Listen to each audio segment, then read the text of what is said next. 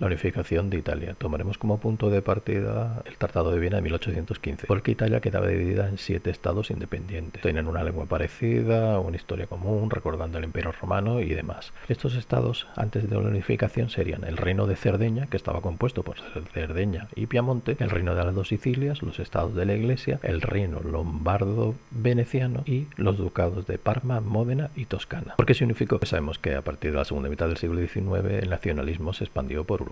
Hubo países que estaban separados y pretendían unirse y otros que estaban unidos y pretendían separarse. En el caso de Italia, pues lo que buscaban era la unificación. Para que esta se produjera hizo falta unos líderes. Fueron el rey Víctor Manuel II, que fue el rey de Piamonte y Cerdeña, pero que posteriormente sería de Italia, el primer ministro Camilo Cavour y José Garibaldi, que era un libertador. Después de las revoluciones de 1820, 1830 y 1848, ya se empezó a ver la unificación como la única solución al problema italiano, y por ello se llegó a la primera guerra contra Austria, que supuso la incorporación de Lombardía. Solicitaron entonces ayuda a una gran potencia. El rey de Cerdeña, Víctor Manuel II, y su primer ministro, conde Camilo de Cavour, estaban convencidos de que para llevar a cabo esa unificación hacía falta enfrentarse a Austria, ya que era la principal enemiga y una gran potencia. Para eso hacía falta otra, a su vez, que estuviera en contra. En este caso pactaron secretamente con Napoleón III, que era el emperador de Francia, y los ejércitos austriacos fueron derrotados en las batallas de Magenta y Solferino en 1859. A continuación, esa victoria sobre Austria despertó el sentimiento nacionalista entre los estados de la Italia central y se realizó una votación en 1860.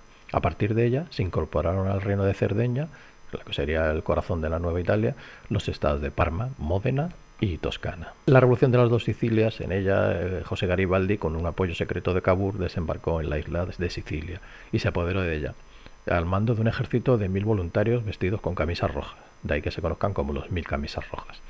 Poco después ocupó el reino de Nápoles al saltar al continente, y el ejército sardo, al mando del propio Víctor Manuel II, después de conquistar los estados de la Iglesia, exceptuando la ciudad de Roma, que estaba protegida por Napoleón III, se unió a Garibaldi en Nápoles, y las dos Sicilias declararon su incorporación al reino de Cerdeña. En cuanto a Venecia, para conseguir su incorporación, Víctor Manuel II entró en una alianza con Prusia, que era el rival de Austria y que en ese momento se encontraba también unificándose para llegar a formar Alemania.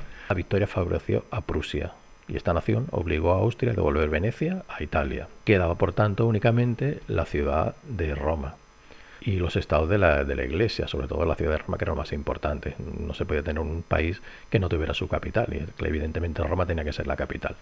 Una primera tentativa de Garibaldi fue rechazada por el ejército sardo en 1862, una segunda por la guarnición francesa, que custodiaba Roma en 1867.